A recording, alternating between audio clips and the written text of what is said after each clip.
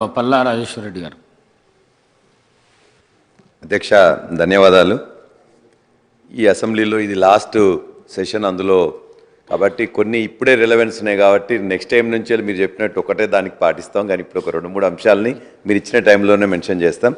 ఒకటి Cheriyal revenue division requirement గురించి అప్పుడు ఆదరా బాదరాగా ఒక్కొక్క దాన్ని ఒక్కొక్క దగ్గర కలిపింది అధ్యక్ష. అక్కడ 5 యూనిట్లు ఉన్నాయి, రెవెన్యూ యూనిట్లు. ఒకటి చేర్యాల మున్సిపాలిటీ, చేర్యాల మండలం రూరల్ మండలం, కొమరవెల్లి మండలం, దూల్మిట్ట మండలం, అదేవిధంగా మద్దూరు. ఈ 5 యూనిట్ల కలిపి 1,00,000 జనాభా, 1,00,000 ఓట్లు ఉంటాయి, 2.5 లక్షల జనాభా ఉంటుంది అధ్యక్ష. అయితే ఆనాడు ఒకప్పుడు చేర్యాల నియోజకవర్గ కేంద్రంగా వెలసిల్లింది, మంచి సెంటర్గా ఉండేది. కోమటిరెడ్డి వెంకటరెడ్డి గౌరవ మంత్రి గారు కూడా ఈ అంశంలో ఇంతకుముందు అఖిలపక్షం అందరూ కోరినట్టే వారు కూడా కోరినరు. వారు మంత్రిగా అయిన తర్వాత కూడా వారికి నేను రిక్వెస్ట్ చేస్తున్నాను. ఎందుకంటే ఇది ఒక్కొక్కరు ఒక్కో దగ్గరికి వెళ్తున్నారు అధ్యక్ష. రెవెన్యూ మన నియోజకవర్గ సంబంధించిన సమస్యలు ఉన్నట్లయితేనేమో జనగామకు రావాల్సి వస్తుంది, రెవెన్యూ సంబంధించిన సమస్యలకు సిద్దిపేట పోవాల్సి వస్తుంది, వ్యవసాయ సంబంధించిన సమస్యలకు గజ్వేల్ డివిజన్కి పోవాల్సి వస్తుంది, పోలీస్ కానీ లేకపోతే ఎలక్ట్రిసిటీ సంబంధించిన సమస్యలకు ఉన్నట్లయితే హుస్నాబాద్ పోవాల్సి వస్తుంది. మాకు అంటే ఒక్కొక్క దానికి ఒక్కొక్కటి ఆనాడు ఆదరాబాదరగా చేసింది కాబట్టి దీన్ని చేర్యాల రెవెన్యూ డివిజన్ ఏర్పాటు కావాలి. చేర్యాలలోనే దానికి కావాల్సిన ఇంటిగ్రేటెడ్ ఆఫీస్ కాంప్లెక్స్ కూడా ఉంది అధ్యక్ష. కాబట్టి మనం కొద్దిమంది ఎంప్లాయీస్ని ఇచ్చినట్లయితే వీళ్ళందరూ కూడా అన్ని పనులు కూడా ఇక్కడే చేసుకుంటానికి ఆస్కారం ఉంటుంది. కాబట్టి గౌరవ మంత్రివర్యులకు బాగా తెలుసు, వారు కూడా డిమాండ్ చేసి ఉన్నారు. కాబట్టి మీ ద్వారా వారికి కూడా లెటర్, అదే ముఖ్యమంత్రి గారికి కూడా లెటర్ పంపిస్తాం. దయచేసి దీన్ని ఇమ్మీడియట్గా దీన్ని చేసినట్లయితే ఆ ప్రాంత ప్రజలు ఎప్పుడు కూడా అంటే ఇవన్నిట్లో కూడా ఇబ్బందులు కలగకుండా ఉంటాయని చెప్పేసి మీ ద్వారా ప్రభుత్వానికి మంత్రులకు విజ్ఞప్తి చేస్తున్నాం అధ్యక్ష. రెండో అంశం అధ్యక్ష, జనగామ హెడ్ క్వార్టర్స్లో మనకు హాస్పిటల్ కొద్దిగా అప్గ్రేడ్ అయింది, 300 బెడ్డెడ్గా 2 చోట్ల ఉండడం జరుగుతుంది. హాస్పిటల్ మెడికల్ కాలేజ్ కూడా వచ్చింది. కానీ సిటీ స్కాన్ అనేది ఎప్పుడో ఉన్నది అధ్యక్ష. దాన్ని ఖరాబ్ అయితే రిపేర్ చేద్దామని చెప్పేసి ఎన్ని ప్రయత్నాలు చేసినా అది కావట్లే. దాన్ని డిస్పోజ్ చేయాలంటే కూడా పెద్ద ప్రాసెస్ అధ్యక్ష. రేడియో యాక్టివ్ మెటీరియల్ ఉపయోగిస్తారు కాబట్టి దాన్ని డిస్మాంటిల్ చేయడానికి యాక్చువల్గా అది బాగా కావట్లేదు. కాబట్టి కొత్త తప్పనిసరి కావాలి, లేకపోతే ఇటు హైదరాబాద్ గాంధీ కానీ ఉస్మానియా రావాల్సి వస్తుంది, లేకపోతే ఎంజిఎం హైదరాబాద్ వరంగల్ పోవాల్సి వస్తుంది.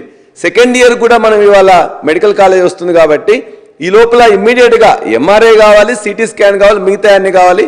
దానికి సంబంధించిన డీటెయిల్స్, హ్యూమన్ రిసోర్సెస్ రిక్వైర్మెంట్ కూడా మీ ద్వారా హెల్త్ మినిస్టర్ గారికి ప్రభుత్వానికి కూడా పంపిస్తా. దాన్ని కూడా కొద్దిగా అయ్యేటట్లు చూడాల్సిందిగా విజ్ఞప్తి. మూడో అంశం అధ్యక్ష, మాకు ఇవాళ అనేక రిజర్వాయర్లు చేసుకున్న 80% నీళ్లు వస్తున్నాయి. తపాస్పల్లి కానీ లేకపోతే అక్కడున్న లద్నూరు మిగతా రిజర్వాయర్లలో నీళ్లు నింపుకున్నట్లయితే ఆ కొన్ని నింపి ఉన్నాయి, కొన్ని నింపున్నా కూడా కాలువలకు నీళ్లు రావట్లే. ఇప్పుడు ఎండిపోయే పరిస్థితి ఉన్నది.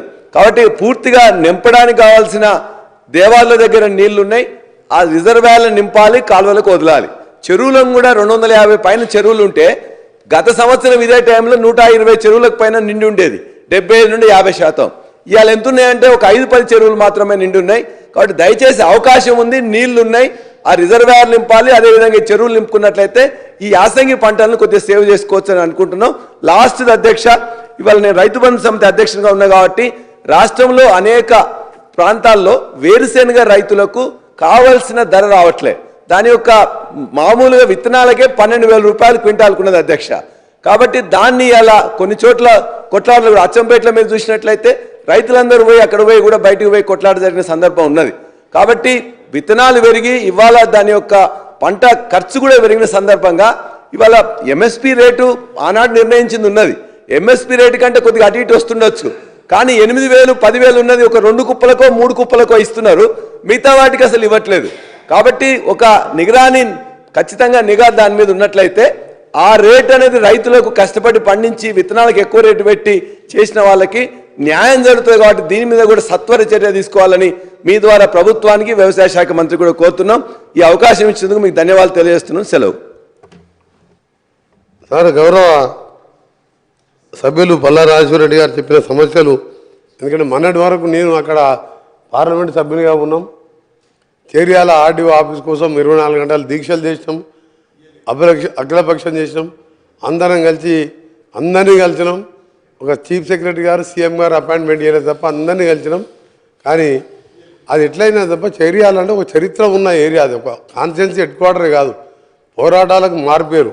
అలాంటి చేరియాలని జనగామ అసెంబ్లీలో కలిపినప్పుడు దాన్ని ఇప్పుడే చెప్పింది, వారే చెప్పింది కాబట్టి నా నోటితో చెప్పేది తప్పకుండా దీన్ని ఆదరాబాదరాగా చేసినాను. ఆదరాబాదరా చేయకూడదు అధ్యక్ష. హుస్నాబాదు అధికారులు మీ కింద పనిచేస్తారు, అధికారులు మనం చెప్పినట్టు వింటారు. వాళ్ళు సొంతంగా నిర్ణయాన్ని తీసుకునేది లేదు. నేను తప్పకుండా గౌరవ ముఖ్యమంత్రి గారితో రెవెన్యూ డివిజన్ ఆఫీస్ గురించి మాట్లాడాను.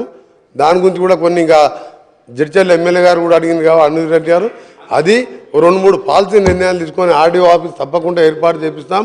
ఇంకొక ముఖ్య విషయం చెప్పింది అధ్యక్ష, మనకి ఎట్లా వీళ్ళు కొట్లాటలు పెడతారంటే తపాసుపల్లి రిజర్వాయర్ అధ్యక్ష, నేను ఎన్నిసార్లు పోయినా నాకే తెలియదు.